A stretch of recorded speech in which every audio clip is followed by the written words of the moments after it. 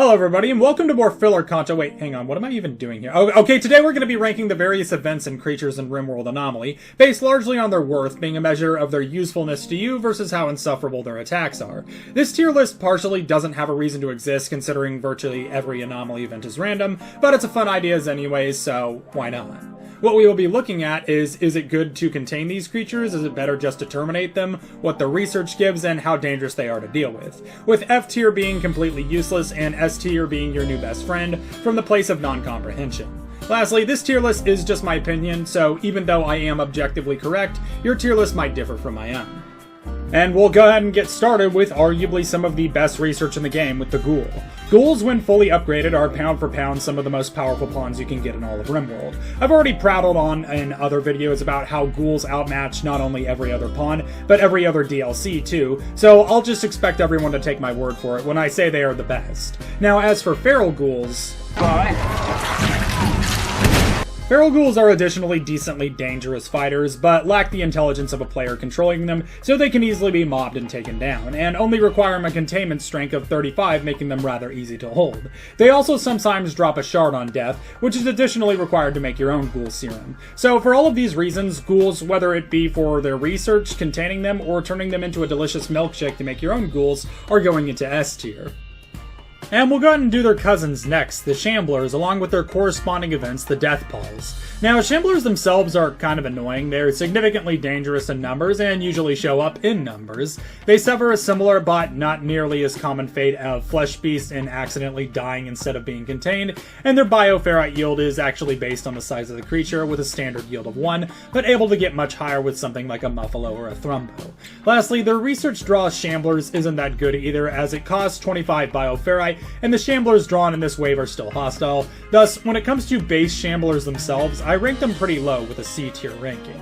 Now, as for the Death Pall, it can easily join Ghouls in S tier, as even though the Death Pall is one of the more dangerous events in Anomaly, and even comes as one of the basic anomalies as it gives access to the Dead Life Dust research, which allows you to effectively make your own allied Shamblers. This is astronomically better, as it's one of the better defense items in the game, capable of making little death traps that summon entire armies of the damned out of virtually any base corpses or cemeteries. This is an event, so unlike the Shamblers, there's nothing really to contain here, but it's easily one of the most important Anomaly events to experience if your colony is just looking for weapons, equivalent to an Infection Immune Project Zomboid playthrough. And sure, let's go ahead and do the Flesh Beast trilogy next. Flesh Beasts from a combat value are generally just weaker Shamblers, despite being both adorable and delicious. Lower Flesh Beasts themselves are not only poor fighters, but can actually be difficult to even capture at a base value, as simple attacks can often squish them. Additionally, like Shamblers, their research isn't that good, just allowing you to summon more of them with some Bioferrite. All in all, they serve the same purpose base value Shamblers do, and will be getting a similar ranking of C tier. Now, second on the list we have the Pitgate Dreadmelds. Essentially, a massive pit opens up, allowing Flesh Beasts to emerge. You can go inside this pit and destroy the Dreadmeld inside, which will cause the pit to delete itself, but apparently a lot of you guys actually use these pits as landfill for toxic waste packs, which for some reason I find really funny. And since the research you get from this event and destroying the Dreadmeld is the ability to create more pit gates, it could be seen as a somewhat laborious, but in the long run maybe less cost-effective way of dealing with toxic waste. I'll pop it in B tier for now, but some people might shift it to A tier. And lastly, we have easily the best of the three, being the Fleshmass heart. It grows on the surface of your world, basically trying to spine crawler rush you, and after you destroy its 3 nerve bundles, you can deactivate the heart and get yourself a Fleshmass Nucleus. Now, first, in regards to contained anomalies, the Fleshmass heart is undoubtedly the best in the entire game. It requires 0 containment, with only a scheduled maintenance of suppressing it every few days. It provides a good amount of Bioferrite, and it permanently, periodically poops out for each twisted flesh chicken nuggets. Also, its research allows you to create a few Flesh Beast weapons of war, being an insta-death lance with 4 charges, and a pulsar that attracts Flesh Beasts instead of animals. All in all, A tier, but I could even see this as an S tier placement. Moving on.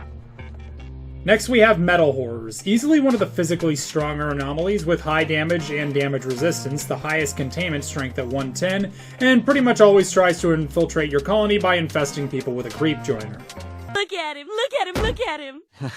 Okay. Look at it! Look at that face! Come on, look at that face! You look at him! Look at that face! It's not all bad, as it does give rather good bioferrite production in exchange for containing it at 4.4 per day, and you get the Metal Blood Research, which is a serum that makes you significantly tougher, but flammable enough to make the average Willowmane blush. That being said, I think there are more efficient and effective creatures to harvest from far beyond this, so I might take one if I knock one out by accident and have the storage for it, but I wouldn't generally contain it just due to how low its stats it has, and thus we slot it into F tier. Moving on. Sightstealers on average are the best of the low containment bioferrite producers, as they are easy to knock down and consistently knock out, provide slightly more than both the average Shambler and Fleshbeast, though accepting that both have variants that produce more and they can be easily mass produced better than the Sightstealers. They have really low containment requirement too, and unlock the proximity detector, which, I'm going to be perfectly honest, unless your base has only one entrance, and even then I see that item as kind of useless. Place them anywhere you want in C tier. Harbinger trees are the single no-risk way of making bioferrite, just letting them eat any corpses and meats you have lying around, and then chopping the trees when they multiply. Their bioferrite production is extremely low, but once again there's no risk, and you don't even really need to feed them either, as they'll multiply on their own over time. Thus, since you can't really go wrong with one, I'm just going to go ahead and pop them in B or A tier, as I doubt anybody would mind their existence. And up next we have the Devourers, who don't infiltrate the colony or approach underground or anything like that, and rather just attack the colony normally like Shamblers do. They are arguably more dangerous than Metal Horrors, as they have an instant death attack after swallowing upon and channeling for some time. And they're obnoxiously tanky too. They have a pretty good bioferrite output, but additionally have a 90 containment strength, making you once again question the worth altogether, considering there's other options. Thus, once again, unless one literally falls unconscious in my lap, I'm not going to bother containing it at all. F tier, moving right along.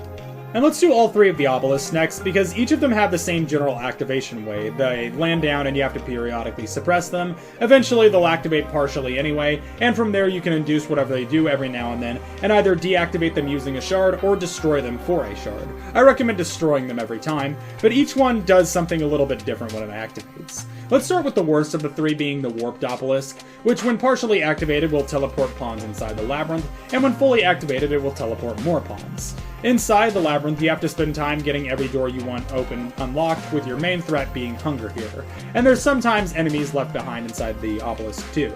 There's also usually some goodies inside which are worth taking, but in general, since you can't largely consistently teleport in and out of the labyrinth, because it often breaks upon teleporting out, there's no point in keeping it around, and largely it's just glorified busy work with a few goodies and a shard waiting at the end. D tier. Up next, we have the Twisted Obelisk, which when activated can provide pawns with free hamburger helper organs, which can make you immune to stuff like food poisoning or lung rot and asthma, but are generally painful to have, and tentacle limbs, which are efficient but ugly to look at. When fully activated, it just spawns a bunch more Fleshbeasts, and like the other two, also drops a shard after it explodes. Not super useful, but I could see someone keeping it around, and just for the Fleshmass stomach, so no more food poisoning. C tier or B tier, I could see either. And then we have the Corrupted Obelisk, which clones pawns. That's all it does. You can induce these clones of your pawns, and when it fully activates, it makes a bunch of clones who are hostile. These clone pawns who you induce, though, almost always have something wrong with them, like a crumbling mind, all their organs are throwing a workers' rights protest, or they just don't like you and try to attack. However, this is obviously extremely useful, especially when you have pawns on a rather high power level, and just in general is a good way to generate new colonists. The Corrupted Obelisk I could 100% see someone keeping around, and I would even venture to say that it's worthy of S tier. Oh hey, it's my ex-girlfriend, the Noctol, a giant insect being of pure darkness returning from the place of shadows. You look beautiful, honey. The Noctol Darkness event, which is probably the most uncompromising of the few events, as it makes anything even caught in the darkness subject to heavy damage. However, as long as you are prepared for this with just some flares and some decent melee competent combatants, this day can easily be nothing but a payday for you, as all you have to do to end it early is to use the flares to journey out to the Noctilus and break them. Additionally, Noctils, which are really easy to fight when they aren't in the dark, give plenty of bioferrite, and aren't that high containment either. So yeah, I'd rank this event as B tier, as you can easily walk out of it better than you came into it if you're just prepared. Next up we have the Golden Cube. I hate the Golden Cube. It makes your pawns obsessed with it for no reason, has one of the longest research times in the entirety of Anomaly, and lastly, it takes a shard to destroy it. It does provide the Pleasure Pulse research, and it drops some gold when it's destroyed, but ultimately this thing is just a walking headache to deal with, D tier moving right along. And in that same respect of wanting to get rid of something as soon as you see it, we have the Unnatural Corpse, which is a similar flavor of Golden Cube nonsense, taking a lot of research, though not as much as the Cube, to finish, and taking a shard to destroy it. But instead of brainwashing your colonists into subscribing to its only cubes, the Unusual Corpse will eventually begin a death charge against the pawn it's a clone of, instantly destroying them if they collide. You can stop it once it activates by having the pawn in question hide in a fridge, and having everyone beat the corpse and repair the fridge while it tries to get in, and if you destroy the corpse this way, you don't have to spend a shard and you actually get a shard like this, but largely the whole process is just annoying and time consuming.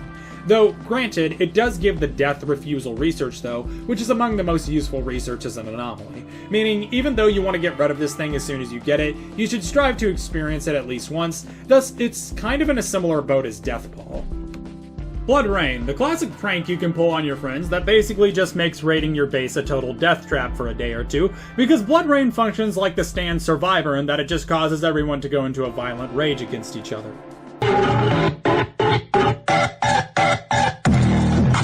This can sometimes be a really good tool for raids, as it basically causes the pawns attacking to abandon everything in order to spill blood for corn. After experiencing one of these, you can easily ritual replicate it, along with learning the Neurosis pulls. However, the Blood Rain is something you can't really rely on, because oftentimes the Blood Rage simply won't activate in time, and on average you'll likely end up having to take the fight anyways. It is okay to experience once just so you can recreate its chaos, but once again, I would not rely on it entirely.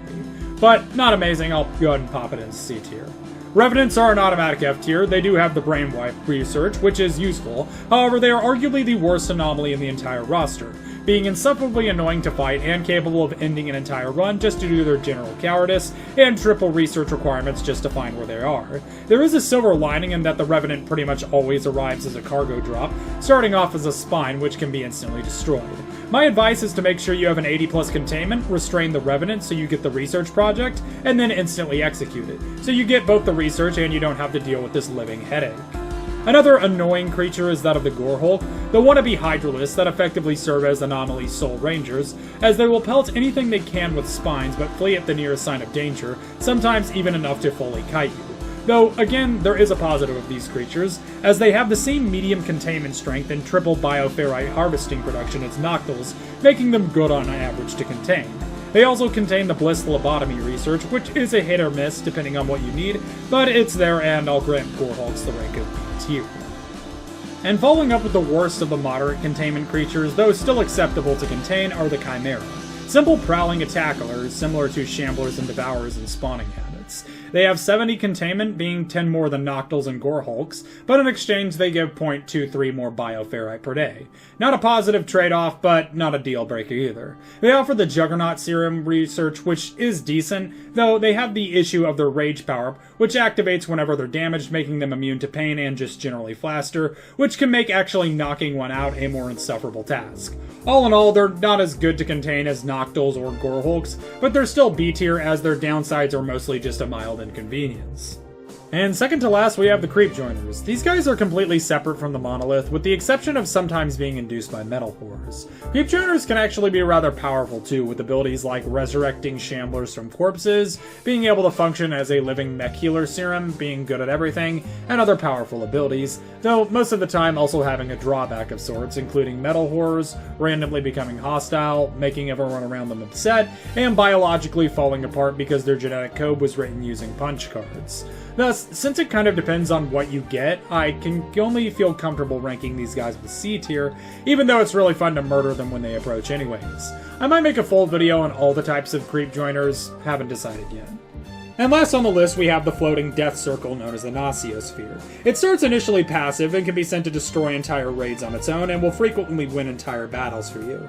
It also gives the research for insanity weaponry, however, with the drawback being this thing cannot be physically satiated, and will eventually turn on you if you cannot satisfy it enough, and will additionally attack everything it sees during raids including your own forces. In the end, this thing physically cannot be satiated, and it takes a ton of abuse to be destroyed. Because of this, the Nociosphere is basically like playing with fire if the fire was also perpetually exploding and covered in thumbtacks. It's more powerful for getting rid of raids than probably anything on this list. Additionally, it's literally the best bioferrite producer in the game, at 0 containment, producing 7.23 per day, with its only maintenance being to suppress it and give it massacres. However, this is also the one anomaly in the entire roster that has the highest likelihood of destroying your entire colony. Thus, it stands as most extremely in the C tier category, capable of both helping or ending an entire run. But if you enjoyed this video and you want to see more like it, please leave me a comment down below letting me know your thoughts as well as what you would like to see next, both Rimworld and otherwise. And if you're new here, please consider subscribing as I upload new long-form content every week, as well as new shorts most every day encapsulating variety content, including challenges, guides, memes, audience participation, playthroughs, and even theories. Also, join the Discord with the link in the description as well as the pinned comment to become part of the show. With all that being said, thank you all again so much for watching, and big thank you to my channel and Patreon members, and I will see you all next time.